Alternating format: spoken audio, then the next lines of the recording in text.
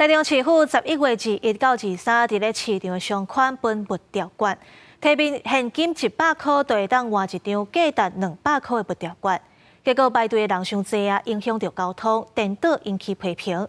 市府表示，未来就会考虑分的场地。民众排甲落落长，拢是为着领台中市物条款。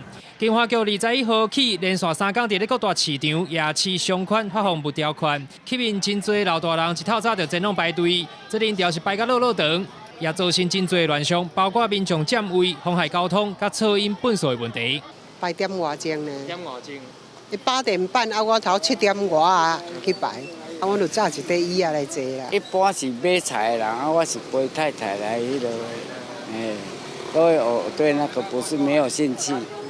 台中市最近2年分5批来发放物条款，民众摕100块的现金兑换200块的券，会使伫咧指定的点头消费。民代批评乱象一大堆，排队造成其他的点头出入困难，而且因为领物条款无记名制，出现真侪不断来领的状况。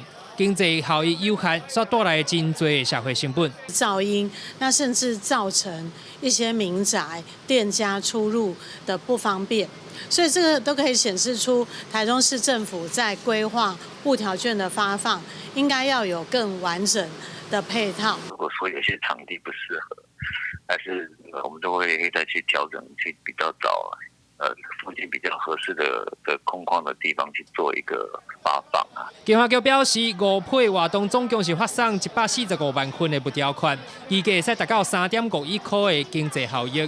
进前前4批物条款回收率是100%，希望会当活络经济。另外发放的时阵，确实有造成部分的乱象，未来场地会一并列入考量。记者台中报道。